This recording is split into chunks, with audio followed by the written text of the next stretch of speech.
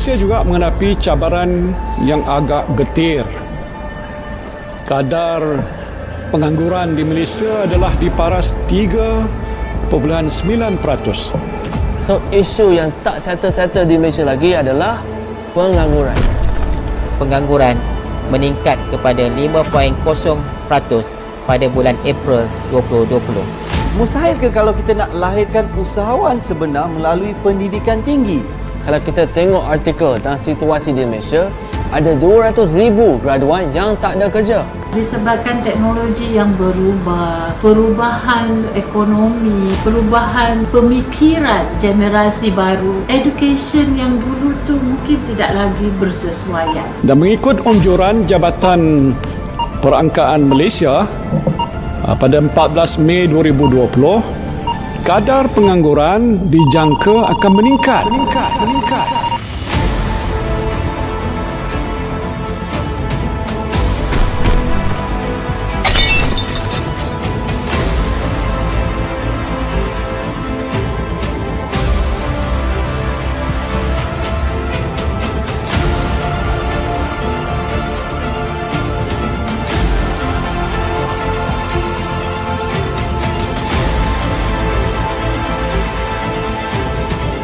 Marriage, perkahwinan antara traditional learning and kemahiran. Welcome to the revolution.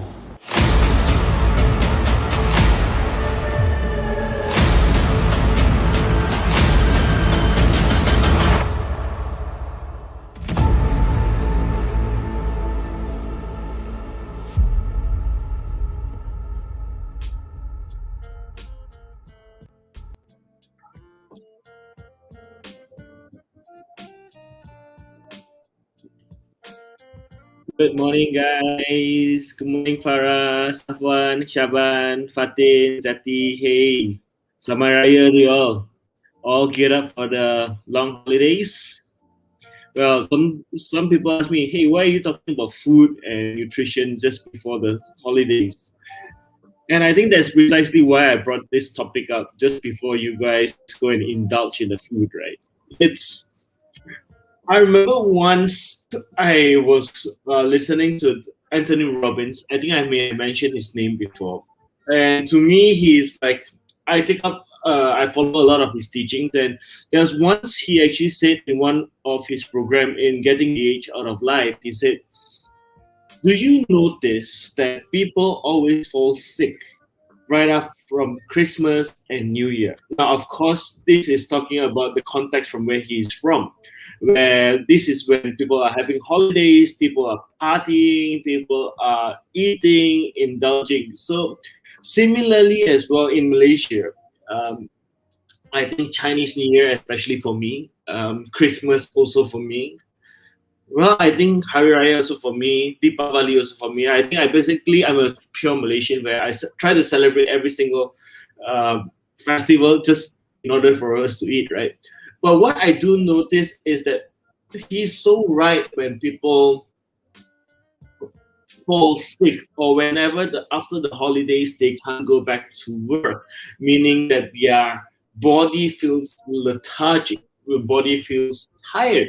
And what he said in that particular video was that he was saying that if you notice the amount of food people take, normally it's always high sugar, high carbohydrates, a lot of meat, all right? And I mentioned yesterday, you need to have 4 portions of vegetables to 1 portion of meat. And that's the biggest problem. It's because that people generally consume more meat during festive season, because I think culturally we always said we want to be able to afford to provide for food, and meat has always been the more expensive commodity, and it becomes like a blessing to others. Like, I mean, I love our Malaysian satay, the ketupats, plus the kuahs and everything.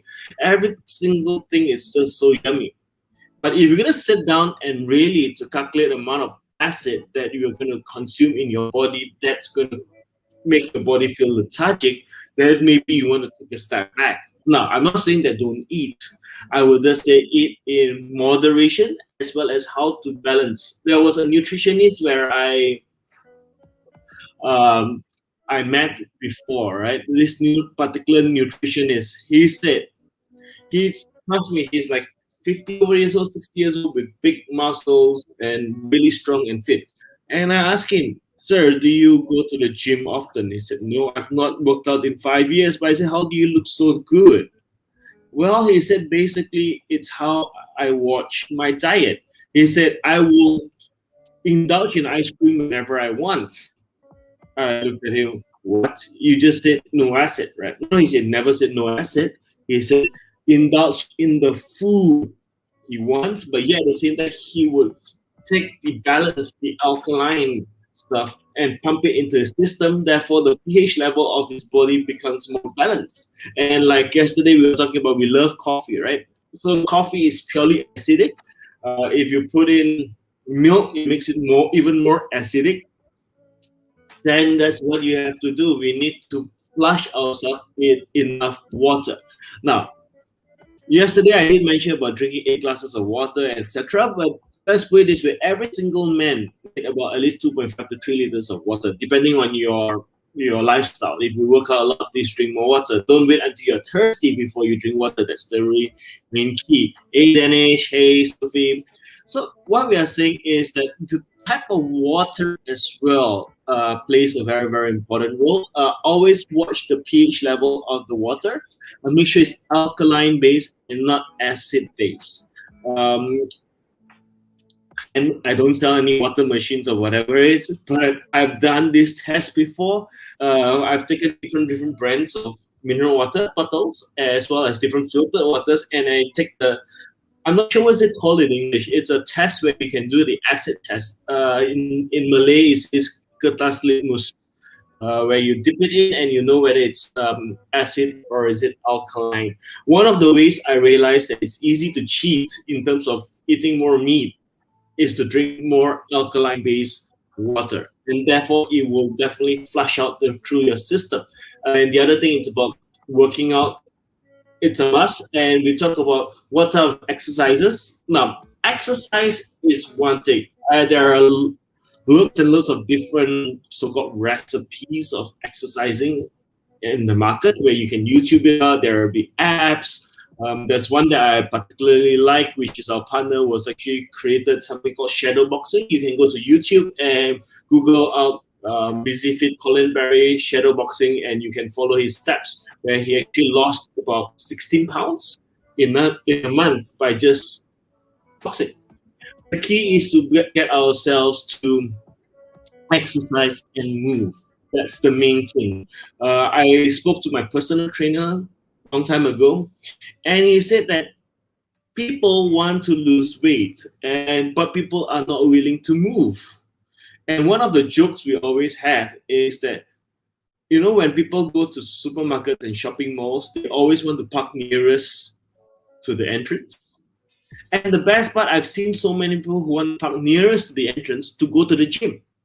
And that's the joke, because the idea is get your body moving. And it's not difficult to exercise, because main objection that people always give me, Adrian, I don't have the time. I'm not free to exercise. I have to rush to work. I need to take care of my kids. I need to do, etc., etc. Right? So what I normally do is, how can we incorporate more movement into your body? So to me, if you do house chores, it's a very great way to exercise. Mopping the floor is a great way to exercise. Washing your own car is a great way to exercise. Walking up the steps towards your office is a great way to exercise. But what I want to share with you is basically workouts need not be long. Workouts can be only 10 to 15 minutes in a day. And I'm not talking about high intensity interval training, HIIT. I hate it, so I'm not going to advocate it. If you love it, please go ahead with it. Where you talk about do the compounded exercises. What are the compounded exercises? You don't need to even have weights at home. I mean, you don't have to buy equipment. See, most of the time is people tell me, I want to exercise. First thing is they go is Decathlon Why they decathlon? They said they want to buy their sportswear. Or some people who wants to have in the arm market, they go to Nike, Adidas, and they will first shop, spend a few hundred ringgit first to buy their clothes. I said, yeah, you look good in it, but nothing's inside it, right? So the idea is you can actually work out in your pajamas. All right, that's the idea. In your bedroom itself. All you have to do is to do the basic movements. Bring a towel. A towel will be nice. Or I like to use a rope. Let's let me grab a rope from here. So you can basically use a rope so you have something.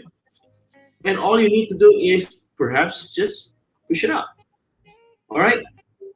This will help you move your shoulders. All right. The other thing is bend over and pull back. That will help you work on your back. And if you can start with simple push-ups. All right. Don't have to do many, maybe 4 or 5, but make sure on your foot. Then you can do your squats. Now, these are compounded exercises. All you need to do is 4 to 5. If you can, plank. So there's only 5 exercises. So you military pushes, push-ups, bend over rows, squats, and your planks. All you have to do is do 4 rounds of a few reps. And that's it. That will keep your body moving, keep you energized. It's good to also stretch. All right. You know your normal simple stretches. All right. Moving up. Something that you learn in school. Now, the other thing that it's this type of exercises, simple exercises, get your whole entire body moving, increases your metabolic rate. And it's very, very important because what we don't notice is that when we don't exercise so often, your metabolic rate goes down. And the problem is we eat the same amount we ate yesterday. So if you're eating the same amount what we've been eating yesterday or long before, and our metabolic rate goes down, automatically our calories would increase. I mean, our calories remain the same, but our burning capabilities would actually drop. And we are sitting at our seat the whole entire day. So ultimately, you don't sweat it out, your metabolic rate goes down, the acids and the toxins are kept into your body. And in the long run, it will create some problems in our body because of the toxic buildup in our system, and it will create aches. Too much acid will lead to gout.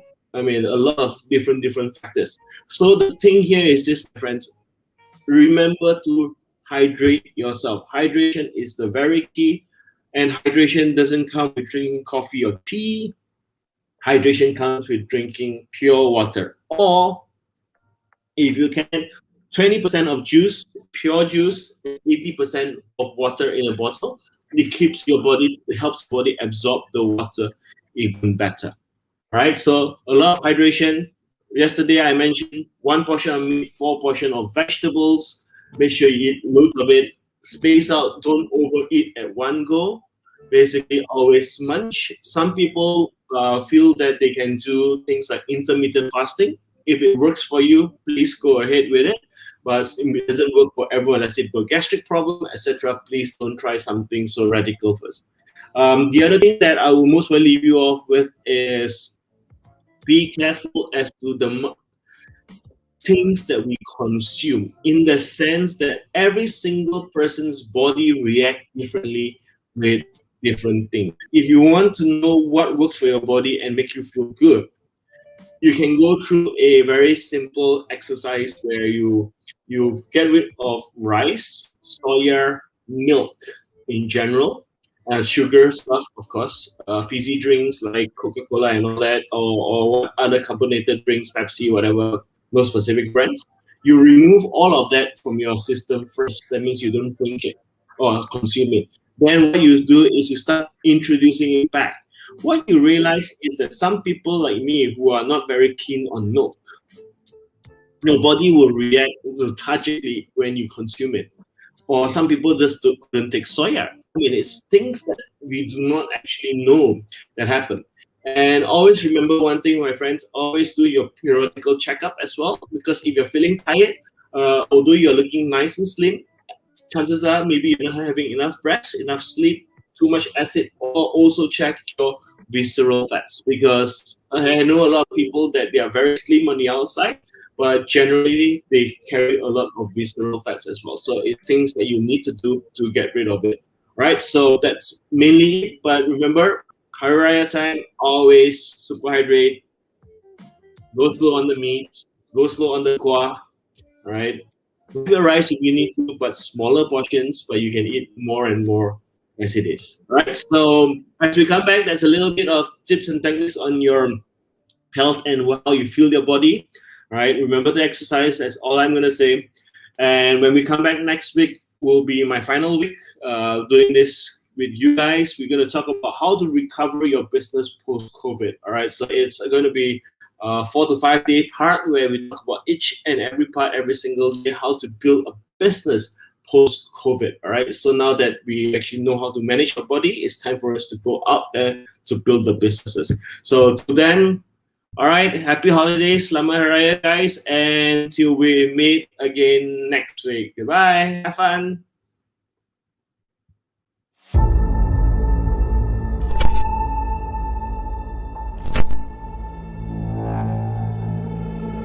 Malaysia juga menghadapi cabaran yang agak getir. Kadar pengangguran di Malaysia adalah di paras 3.9%. So, isu yang tak settle-settle di Malaysia lagi adalah pengangguran. Pengangguran meningkat kepada 5.0% pada bulan April 2020. Mustahil ke kalau kita nak lahirkan usahawan sebenar melalui pendidikan tinggi?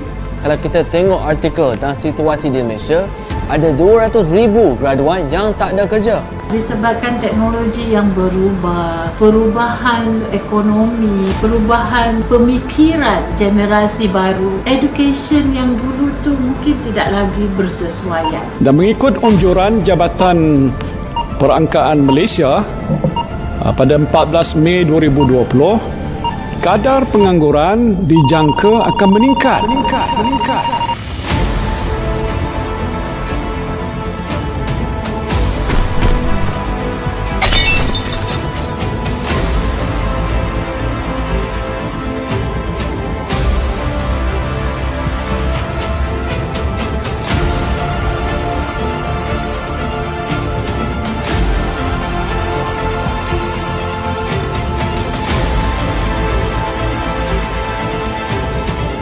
Marriage, perkahwinan antara traditional learning and kemahiran. Welcome to the revolution.